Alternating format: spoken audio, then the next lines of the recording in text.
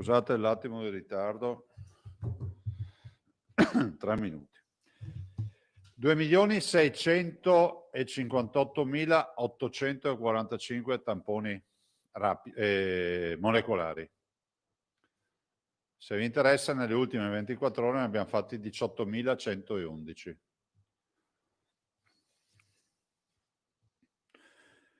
Test rapidi, 751.000. Se vi interessa, nelle ultime 24 ore ne abbiamo fatti 47.382. Totale 65.493 tamponi. Sì, quindi 47.382 rapidi più 18.111 molecolari uguale 65.493. Che nonostante in TV facciano vedere i miei conti fatti a mente, ma mi faccio bene i conti. Ho visto che qualcuno si è preso la briga di fare il commento, ha preso matematico, ha detto che li ha fatti giusti. Purtroppo bisogna anche sapere la matematica prima di commentare i miei conti. E qualcuno le proporzioni forse non le ha neanche studiate a scuola, questo è il guaio. Gliele ha insegnate, ma non le ha studiate. Numero dei positivi 119.726. Sono 3.570, che se ci pensate su 64.000 tamponi vuol dire che l'incidenza sta scendendo, perché 3.500 li facevamo con 40.000 tamponi. Quindi verosimilmente l'incidenza dei positivi in queste 24 ore sui tamponi è scesa almeno del 30%, almeno del 30%. Se volete poi vi faccio il conto a mente.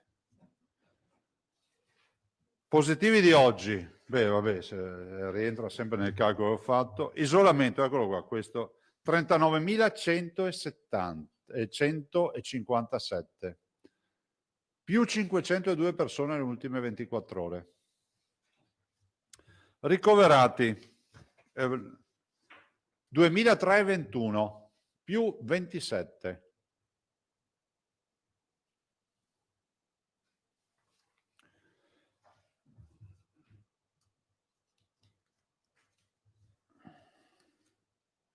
Terapie intensive 291 più 5. Vi posso dire che abbiamo passato i 300 alle 11 di stamattina. Comunque sono 2,91 per il bollettino, sono più 5, e quindi se sommassimo i 2,91 più i 2.321, capite che andiamo oltre le 2.600 e rotti. E 12, grazie. 2.612 persone ricoverate, sono 2.612 letti occupati da pazienti Covid. Ne abbiamo più di 8.000 in questo momento in ospedale non Covid. Anche qui per dire che ovvio che c'è stata una contrazione importante delle prestazioni, penso all'ambulatoriale, penso alla chirurgia d'elezione, insomma, però più di 8.000 pazienti ce li abbiamo in ospedale che non c'entrano nulla con il Covid. 3.190 purtroppo sono i morti, più 67 rispetto a ieri. I dimessi ovviamente aumentano, 6.264,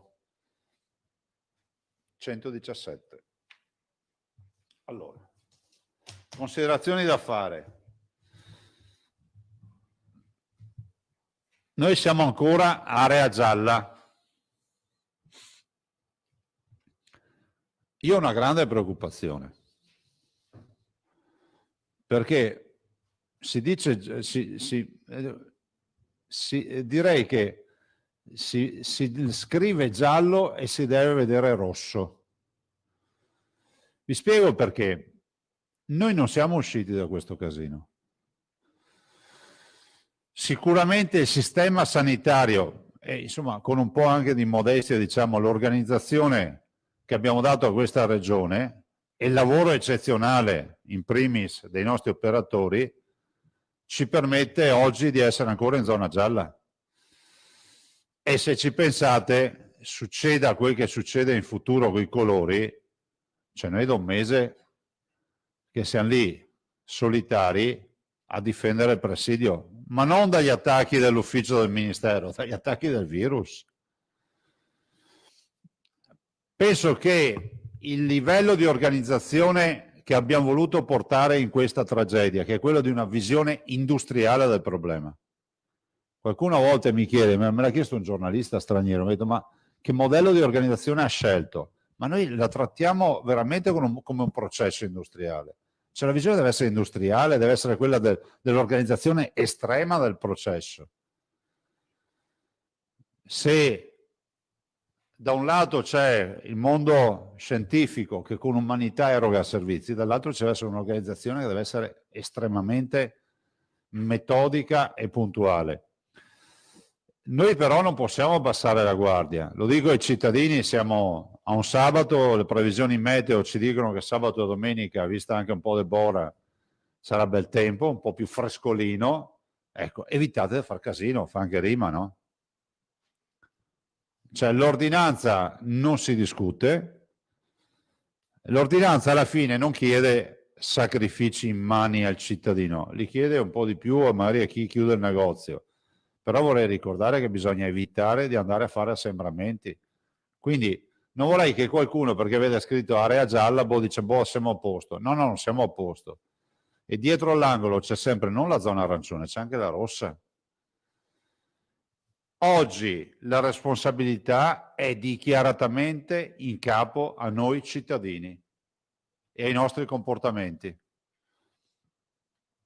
Quindi invito tutti in questo fine settimana di metterci ancora quell'impegno che è stato messo la scorsa settimana sugli assembramenti, no agli assembramenti, quindi evitate di andare nei centri storici, nei luoghi dove comunemente si va a fare lo struscio, a fare le vasche, chiamatele come volete, le passeggiate dove addirittura bisogna avere il senso unico per camminare. evitiamo di andare al mare, in montagna, al lago, dove comunque c'è assembramento. Io non avrei mai pensato di dare queste indicazioni nell'azione di governo, però oggi sono utili a uscirne da questa vicenda. Lo dobbiamo per un senso di comunità e di senso civico a tutti i cittadini, perché noi non possiamo aumentare la diffusione del virus.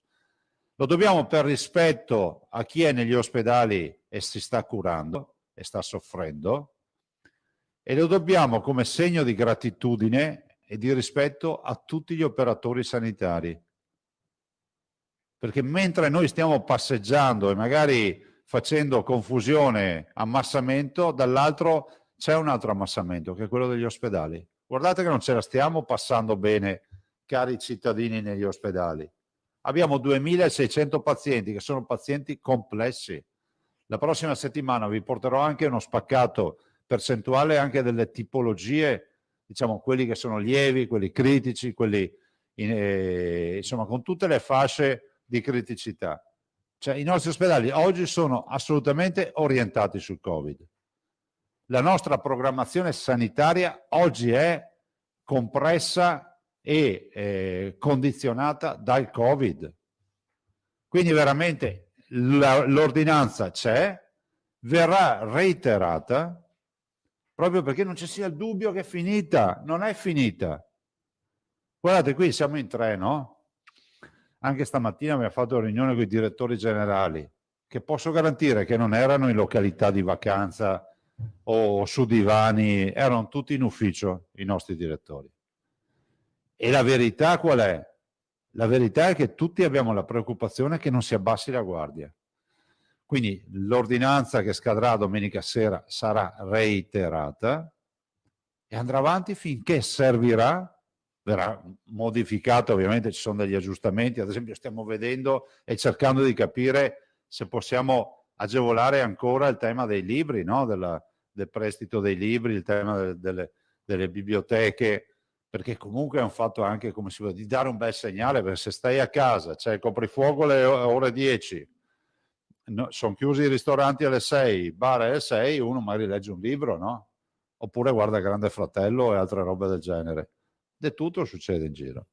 Però dico che è fondamentale capire che per noi non è finita la battaglia.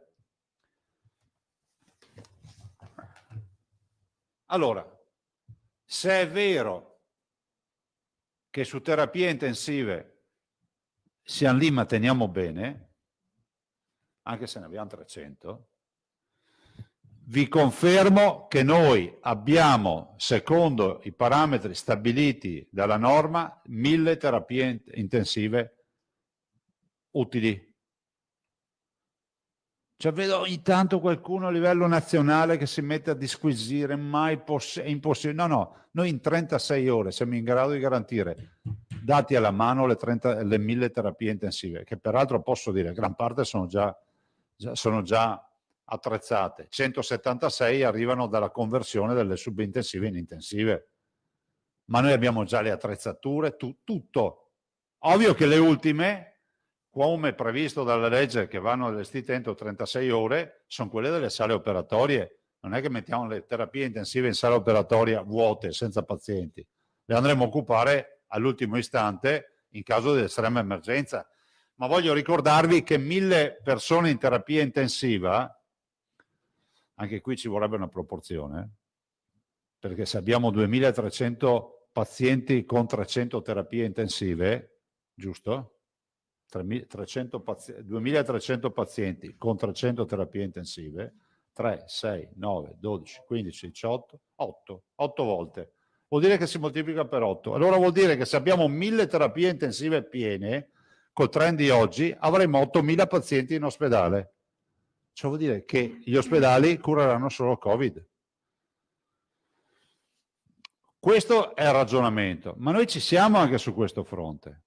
Allora, in Veneto è pur vero, e questo lo devo dire per onestà, dei dati che ci viene dato stamattina anche dall'ingegner Fattori,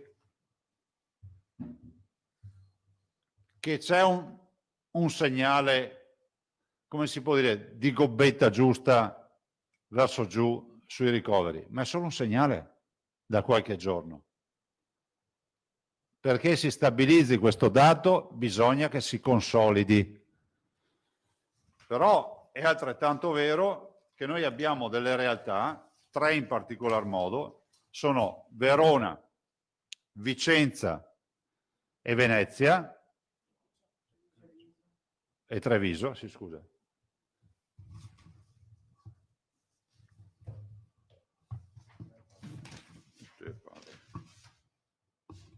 No,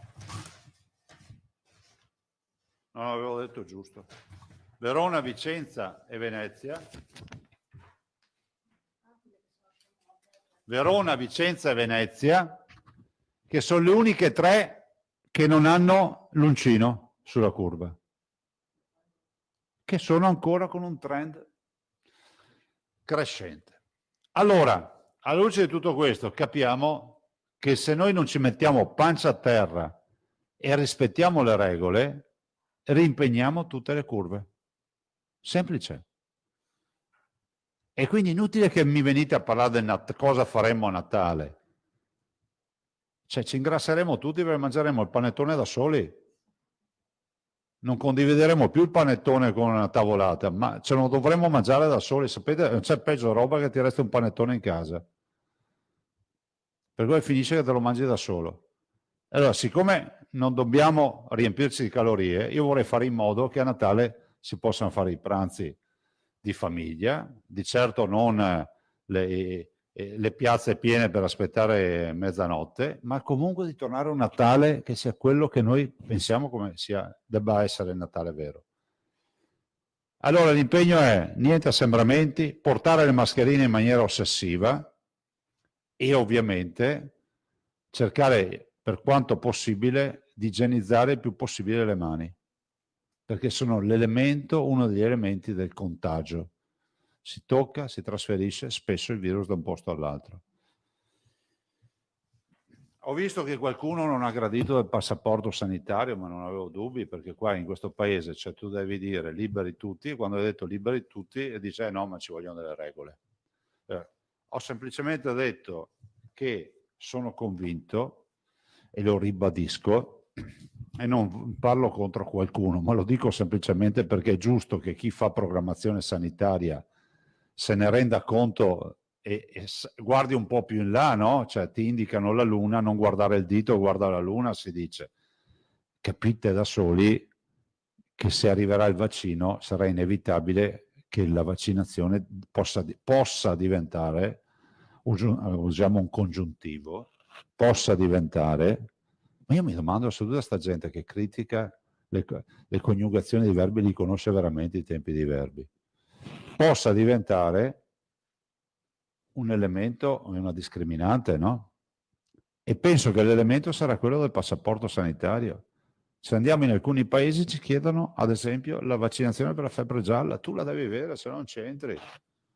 E così vedrete che accadrà anche per il Covid, perché avendo un livello pandemico mondiale sarà inevitabile che tramite l'OMS, tramite le organizzazioni internazionali, si trovi un elemento di lettura. E non aggiungo altro, dico semplicemente che la squadra sta facendo un bel lavoro, adesso questo lavoro lo devono fare i veneti, rispettando le regole.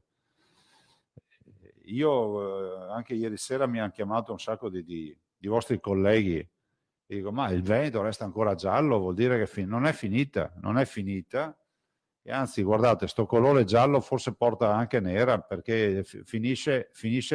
No, piace anche a me il giallo, ma avevo una macchina gialla, figurati. Però sai qual è il problema? Il problema è un altro, che non vorrei che il giallo, che è il simbolo del sole, della luce, venga interpretato così, perché per il Covid è il colore più sbagliato. Noi siamo in area grigia, che è la più brutta che ci sia, perché non sai mai cosa c'è dopo il grigio, no? Ci può essere l'oblio o il raggio di sole. E quindi attenzione che dobbiamo lavorare per vedere i raggi di sole. Allora cominciamo quasi contestuali: Tosato, Nicolussi, Lanzan, Nuovo Terraglio, Fois. Prima le donne, allora la Nicolussi, la Lanzan e poi di nuovo Tosato e andiamo col giro. Allora, buongiorno. Ciao.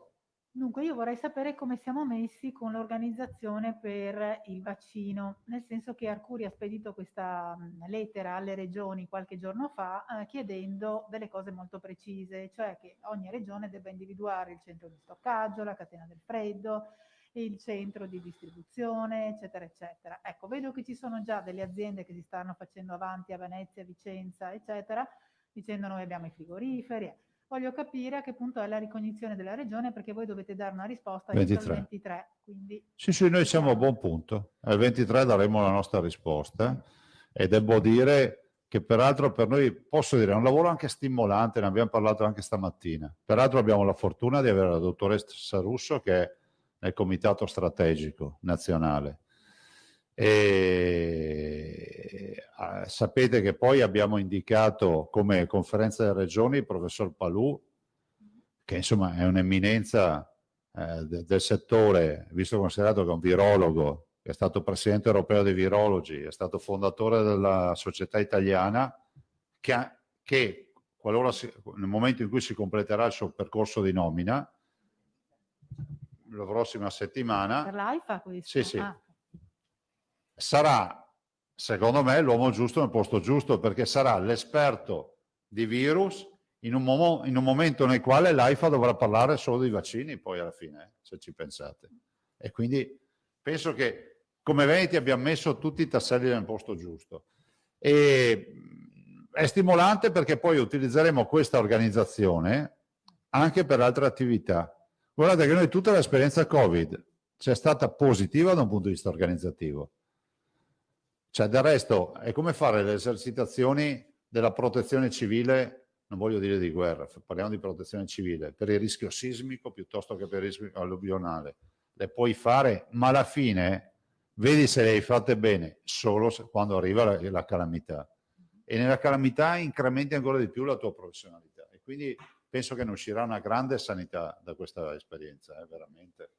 Ma come regione, Presidente, voi avete fatto una ricognizione USL per URSS per capire chi La stiamo chi ha facendo cosa? e addirittura anche con i Vax Point, chiamateli come volete, per usare, nel senso che abbiamo anche intenzione di fare in modo che un'organizzazione, diciamo, puntuale come quella che abbiamo già messo in piedi dei Covid Point possa diventare qualcosa di modulare per altre campagne, tipo quella della vaccinazione. Guardate, ne parlavo anche ieri sera con il ministro Speranza, cioè stiamo parlando di 60 milioni di vaccinazioni, che nel momento in cui tu hai i magazzini pieni di vaccini, non è che puoi dire facciamo in un anno, cioè ci saranno tutti che vorranno il vaccino subito, giustamente, quelli che vogliono vaccinarsi. E quindi è uno sforzo, anche pensate a livello di risorse umane, perché ci vogliono squadre di vaccinatori. Lo dico perché ormai uno a casa dice, ah sì, è tutto facile, cioè come guardare la partita dalla tribuna dello stadio. A bordo campo la visione è di tutt'altro livello, cioè qui la mole di personale e la mole di organizzazione è grandissima per vaccinare anche 5 milioni di veneti o quelli che vorranno vaccinarsi. Ma quindi è prevista anche diciamo una nuova campagna di assunzioni e il ricorso anche a privati che si stanno offrendo per offrire, che ne so, congelatori piuttosto che magazzini? È previsto l'accordo con i privati? Sì, noi non escludiamo niente in questo piano, però lasciatecelo presentare, nel senso che lo stiamo... Ovvio, guardate che la mole è grande, fra l'altro se dovessimo lavorare solo con il Pfizer, che va a meno 70, c'è una catena del freddo di un tipo. È come se andassimo a portare i sofficini. Se invece lavoriamo con l'altro, è come se portassimo l'ortofrutta fresca, perché va a temperature di esercizio da 0 a 4 gradi, che è moderna, no? E poi ce ne arriveranno al minimo altri 4 di vaccini. Poi c'è quello italiano, fra l'altro ci sono movimenti anche su quello italiano, devo dire, come si chiama? Azzeca. Quello dell'area Itera che sta provando Verona? Sì. Okay. Ma anche lì siamo avanti, fra l'altro sembra insomma che i risultati siano assolutamente soddisfacenti. Okay. E l'altra cosa che volevo chiedere, non so se sia esattamente così, comunque i farmacisti mi segnalano che ci sarebbe il Clexane, cioè Sì. un farmaco che è eparina a basso peso molecolare Sì, sì. per la cura del Covid, che viene fatto pagare al paziente 66 euro.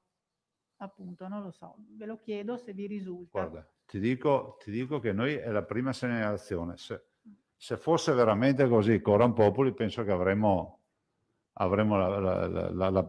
cioè, la protesta qui sotto, lo verificheremo. Verificatelo, magari ve lo giro. A me sembra strano Anche a me, che anche paziente... perché mi sembra strano che un paziente possa andare in farmacia a ordinarsi la terapia anti-Covid. Però se Sì, lo perché poi è una segnalano- terapia anticoagulante questo, cioè non è che ha... Lo verifichiamo. Ok, grazie. Prego. Allora, Vanzan, poi Tosato. Buongiorno Presidente. Ieri sera Buongiorno. quindi abbiamo avuto la conferma che il Veneto è in zona gialla, il Molise è in zona gialla e il Friuli Venezia Giulia rimane arancione, però queste 3 regioni sono state ritenute da tenere sotto osservazione, perché c'è il rischio che possa aumentare in maniera ancora più spiccata il numero dei ricoveri. E da quello che abbiamo capito l'Istituto Superiore della Sanità ha detto da un lato mantenete le misure attuali, ma avrebbe anche aggiunto vedete di aumentarle. La domanda quindi è, posto che l'ordinanza resterà in vigore fino a domani sera e lunedì sarà reiterata, avete in mente altre misure e quali per non diventare davvero grigi come dice lei? No, guarda, allora, rispetto alla raccomandazione generale, no, di osservate speciali, direi grazie che l'avete fatta. Grazie che l'avete scritto, almeno non passa l'idea che abbiamo vinto un gran premio e che siamo primi della classe. È una sorta di moral suasion, no, se volete, per comportarsi sempre bene. Rispetto alle misure, oggi non sono in grado di dirtelo. Cioè, ovvio che se avessimo altre misure che stiamo anche esaminando oggettivamente, ma che non abbiano impatto sull'economia, ma che potrebbero essere sostanzialmente di aiuto ad arginare la diffusione del virus, le adottiamo, questo sì. A proposito di impatto sull'economia, avete notizie No. per quanto riguarda i ristori, se sono stati inseriti nel nuovo decreto? Guarda, se vuoi Se la c'è- verità, io ho visto il decreto, l'ho letto, non ci ho capito nulla. Nel senso che fa tutti i riferimenti a codici, a legge, DPR, su e giù, cioè onestamente farò una telefonata penso di fare al ministro Boccia che si occupa del rapporto con le regioni, semplicemente per questo motivo, e cercheremo di capire cosa è accaduto. Perché pare di capire che non ci sia nulla lì nei per quanto riguarda i ristori Allora, alle zone espressamente gialle e scritto neanche per no. le città d'arte. Espressamente scritto no, però vi devo anche dire, io l'ho letto, è pieno di riferimenti di legge e quindi capite che è un attimo per dire no per poi essere smentiti, quindi va verificato fino in fondo. Ma veramente pieno, c'è un sacco di riferimenti e rimandi a altre leggi. Tosato. Buongiorno Presidente. Dunque, pare di capire che se il lieve decremento, la discesa si consolida e se i comportamenti sono appropriati, potremmo attenderci un Natale, diciamo così, meno quaresimale di quello che si poteva temere. Sbaglio? Sai, se noi fossimo tutti ligi, avessimo meno, come si può dire, robe da mettere in discussione e applicassimo le regole che ci hanno dato, ma potremmo pensare anche di buttare via le mascherine tra un po'. Ma la verità è che finché c'è qualcuno che non rispetta le regole, per colpa di qualcuno dobbiamo sempre continuare questo sistema. Quindi Natale è meno rigido. Io spero proprio di sì. I veneti hanno dimostrato di rispettare le regole, devono rispettare ancora per un po'. Poi arriverà il vaccino e a quel punto sarà già, si apre un'era glaciale nuova, capite? Col vaccino è ovvio che sarà un contesto, un nuovo campo di battaglia, è ovvio questo. Anche le parole di Fauci, insomma, sono state non poco rassicuranti. Cioè, Fauci non è il numero 2, il numero 1 rispetto a questi temi. C'è uno scienziato. sul fronte vaccino, anche se se ne è parlato, lei stesso ha accennato, anche per chi ci ascolta soprattutto, possiamo ricapitolare le previsioni dei tempi rispetto alle informazioni, naturalmente rispetto alle informazioni di cui lei dispone. No, le informazioni che abbiamo sono che per gennaio dovremo avere 3.400.000 dosi, che equivalgono alla somministrazione di 1.700.000, al trattamento, scusatemi, di 1.700.000, cioè la metà, perché sono dosi che prevedono richiamo, quindi ci vogliono 2 dosi per ogni cittadino, e questi saranno dedicati ovviamente al personale sanitario e alle categorie più deboli, più a rischio, che sono gli anziani, le case di riposo. Dopo a seguire penso che sarà un crescendo di disponibilità di lotti, di altro. Avremo forse l'imbarazzo della scelta poi a un certo punto, perché avremo più vaccini e quindi ognuno poi deciderà, magari verso la parte, diciamo, quella più rifornita di vaccini, avremo anche la necessità di decidere: mi faccio quello della Pfizer, quello della Moderna, quello italiano, poi ognuno deciderà. Voglio ricordare che c'è una parte del mondo che sta già vaccinando, perché si parla di vaccini e ci si dimentica sempre che col vaccino cinese stanno vaccinando in giro. Ecco, due Cioè, segnalazioni. nel senso che questo è lo scenario. Ecco, due segnalazioni che arrivano dai lettori. Poi io avevo una domanda per l'assessore Bottacin sul Poi è qui a disposizione sul l'assessore. nostro amatissimo algoritmo. Che, insomma... Ecco, le segnalazioni brevemente sono queste. Prego. Un lettore che è un lavoratore in un'azienda dice: ci hanno mandato offerte di test rapidi online. Possiamo affidarci? Dobbiamo affidarci solo a quello della regione? Ci ha anche allegato copia di questa offerta. È un'offerta commerciale di il test rapido, rapidi. che test rapido è? Non li fai da te. No, non li fai da te. Tampone rapido. È un tampone rapido. A me non risulta che si possa avere il tampone rapido in somministrazione alla comunità in questa fase. Quindi è strana questa roba. Se le interessa farò avere riscontro, Sì. perché può essere utile. E devo anche dire che c'è qualcuno anche che chiama le famiglie, questo ben venga sta domanda, ve lo ricordo, stiamo facendo anche una verifica, chiama le famiglie e dice: in quanti siete in casa? E poi dice: perché abbiamo i test, i tamponi. Ecco, attenzione, che queste robe qua sono tutte robe molto discutibili. Comunque stiamo facendo anche fare una verifica. Ecco, l'ultima cosa, questa invece riguarda un po' le case di riposo.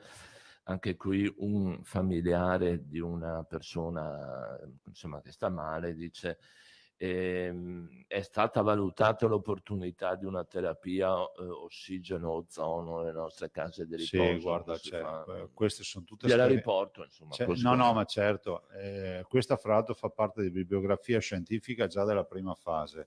Si parlava dell'ozonoterapia e del ruolo dell'ozono, ma c'è una miriade di studi, non solo sull'ozono, ma anche sui probiotici, c'è di tutto ormai sul Covid. La verità è che poi evidenze scientifiche per farne una terapia ai livelli che intendiamo noi non ce ne sono. Cioè, se i nostri clinici l'avrebbero scelta, e noi non abbiamo mai posto limiti.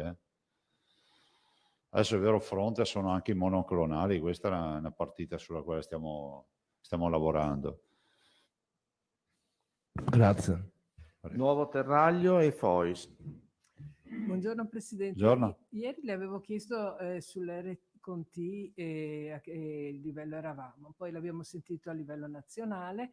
Volevo sapere, noi nel Veneto invece, le rinnovo la domanda di ieri, come siamo? 1,16. 1,16, cioè Sì. siamo un 0,01 inferiore a quello nazionale? Sì, 1,16, che è 1,18 nazionale. Ah, 1,18.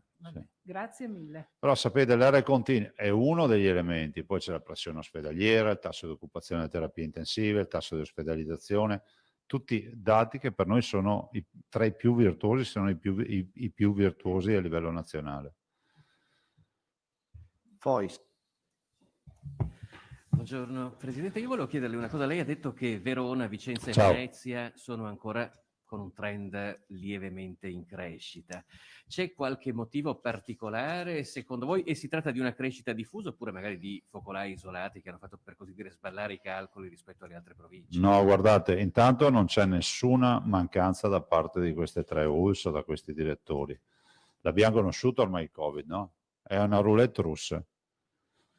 C'è una roulette russa, cioè perché abbiamo iniziato da Vo, da Limena e da Dolo l'altra volta come prima realtà, e poi alla fine ci siamo ritrovati con mega cluster con 600 morti a Treviso, e poi abbiamo avuto altre realtà, e infine abbiamo chiuso la coda della prima fase con Verona, se ricordate. Verona è stata l'ultima ad abbassare le serrande della prima fase. Vai a spiegarlo. È così.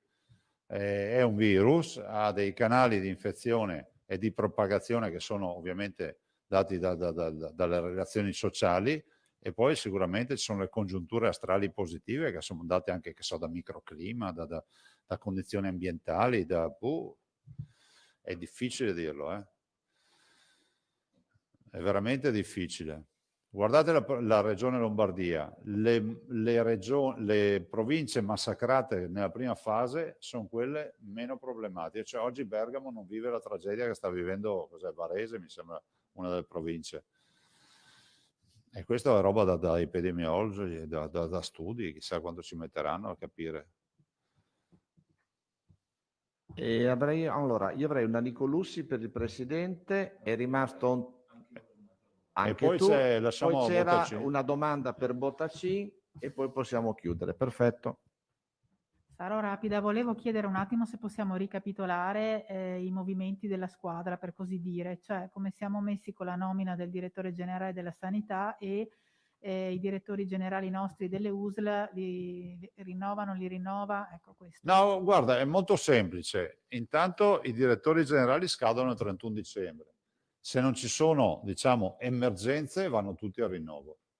Se ci sono ancora condizioni che riterremo, diciamo, utili per fare delle proroghe, per evitare di far cambi in corsa, ma penso che sia questo, si chiama buonsenso, non c'è scritto in nessuna legge, ma è buonsenso, no? Cioè, mai cambiare l'autista in corsa, si dice, no? Il pullman sia fermo e si fa il cambio. Invece per quanto riguarda il direttore regionale, il segretario regionale della sanità, il bando si chiude, noi abbiamo fatto più che un bando, è un avviso, si chiude il 9 dicembre, giusto? Poi raccoglieremo un po' i dati, peraltro è un avviso che permette comunque anche, cioè non è vincolante, perché poi se passa uno e dice boh, non ha visto, però l'avviso comunque serve anche per dare uno spaccato di vedere cosa c'è sul mercato. Ovvio è, lo dico a quelli che non hanno capito perché è stata fatta la norma sullo stipendio, ovvio è che aver fatto quella legge della modifica stipendiale ci permette di avere un parterre, diciamo, più ampio sui potenziali possibili candidati, perché prima, diciamo, l'inquadramento sarebbe stato un inquadramento, diciamo, che era poco appetibile a livello nazionale rispetto agli stipendi che prendono altre regioni, perché se viene uno da fuori c'è il tema dell'affitto, dell'alloggio, degli spostamenti. Se è un interno, diciamo, una scelta più domestica, comunque c'era anche un tema di sperequazione, perché se non si modificava la legge con questa nomina il direttore regionale avrebbe sostanzialmente guadagnato di meno dei direttori generali delle ULS da questa nomina, non da prima, da questa nomina. E adesso i direttori generali delle USL quanto guadagnano? 130, cosa sono? Col premio? Omnicomprensivo. Lordi. Più premio. No, omnicomprensivo. Okay. Arrivano sui 158 col premio, mi sembra sia. Adesso mi metto nei panni di un cittadino che ascolta e viene sempre, madonna quanti sketch, ragazzi. Cioè, non è che tutti possono fare i direttori generali fino a prova contraria, no? Cioè, Ah, sì, sono aziende da 1 miliardo di fatturato e anche di responsabilità. Noi abbiamo tutti i nostri direttori e comunque qualche grattacapo con denunce e altro ce le hanno, cioè nel senso che sono attività fatte così, che prevedono anche un rischio, un impegno personale e comunque il mercato o li remunera o non li trovi, perché voglio ricordare che appena sotto vai nel target del medico e quindi sono delle posizioni apicali, per cui quello è. Ah, quindi dobbiamo aspettarci una nomina contestualmente ai nuovi direttori generali? Ma non te lo so, entrambi? guarda, se devo essere sincero, intanto finché c'è il Covid cerchiamo di portare avanti questo gruppo di lavoro che funziona e non ha problemi. E dopodiché vedremo. Anche perché capite, se l'inserimento di una figura domestica ci può stare che anche domani mattina faccia una nomina, ma se è di una figura esterna, in una situazione di crisi come questa, di corsa, per carità, uno può fare anche l'auditore il primo periodo,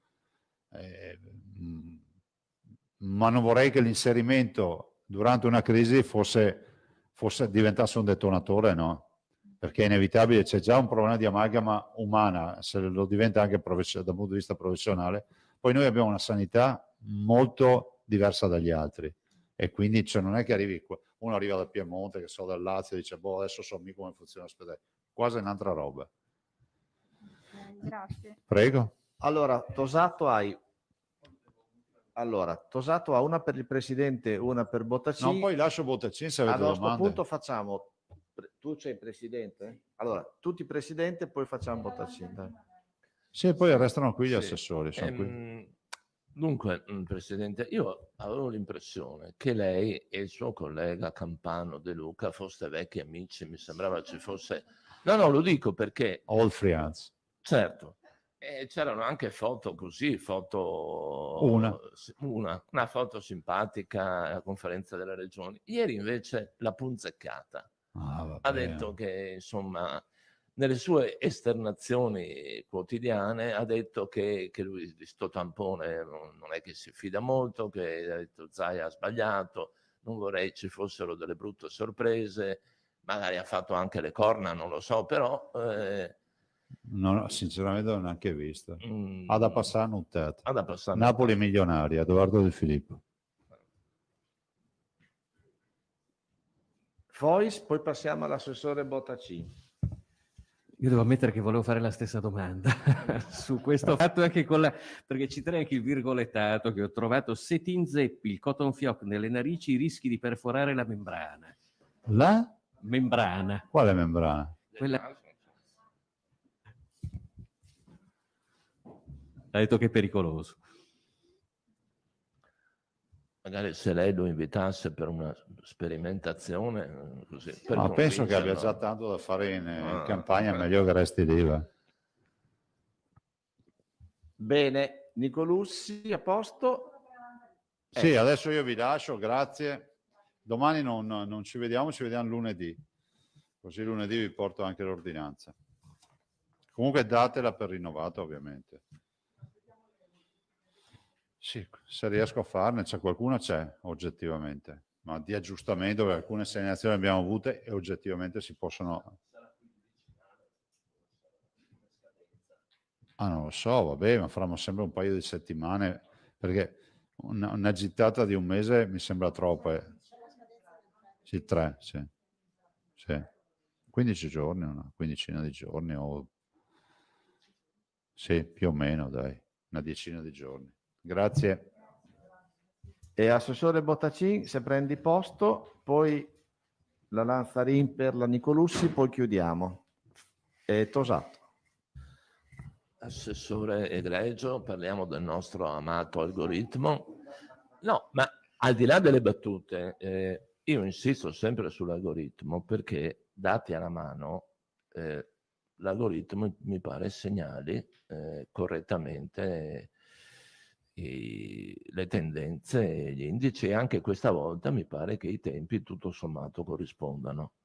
Allora, se ci fa un po', insomma, il punto dell'andamento, cosa ci dice questo algoritmo, sempre magari nel breve periodo, perché lei ci ricorda sempre che le previsioni attendibili sono quelle che riguardano il breve periodo, insomma, poi diventano più improbabili.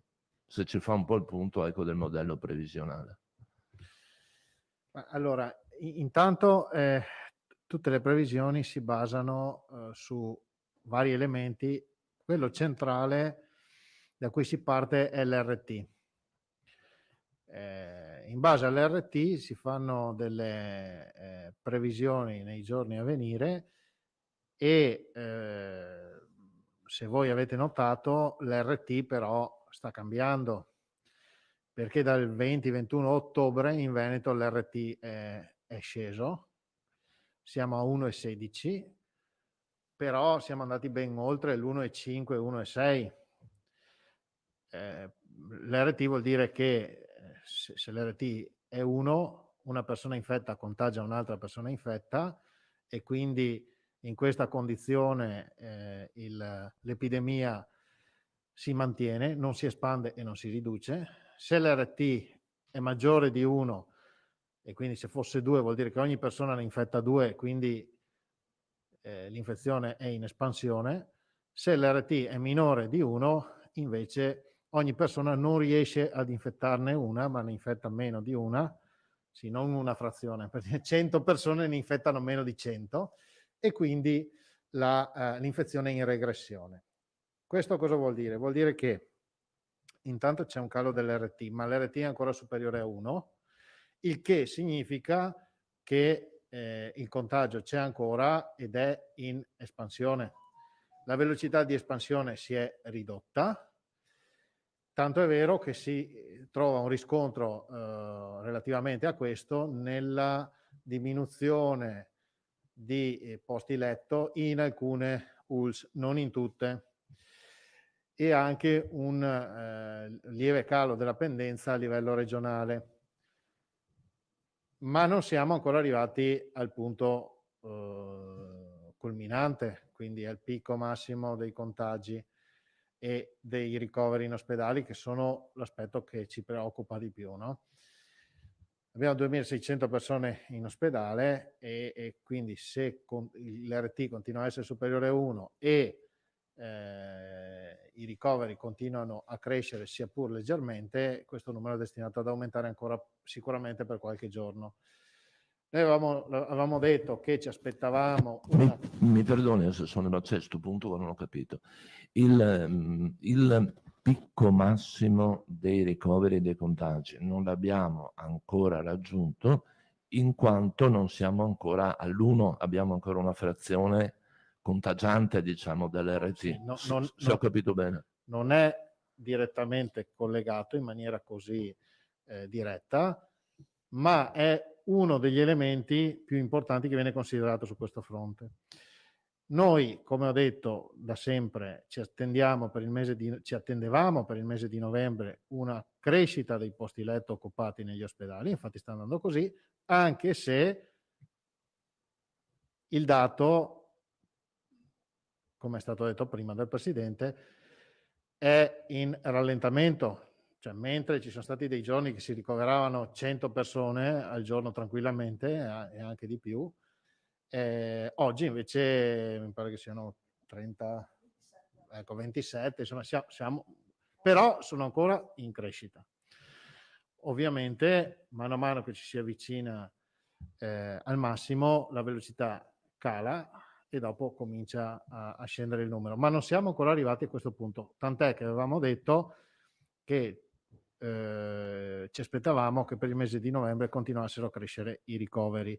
Questo in considerazione del fatto che i ricoveri vengono dopo il contagio, alcuni giorni, quindi se raggiungo il picco dei contagi, dopo un po' mi attendo il picco dei ricoveri e dopo un po' mi attendo il picco dei decessi.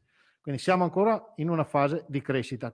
Questo per dire cosa? Che abbiamo avuto dei segnali positivi di miglioramento, nel senso che c'è un rallentamento della velocità di riempimento degli ospedali, ma comunque c'è ancora, gli ingressi in ospedale superano ancora le dimissioni. Ecco perché quello che viene detto sempre è di mantenere la massima attenzione, di rispettare le distanze, eccetera. Non siamo ancora fuori dal tunnel per nulla.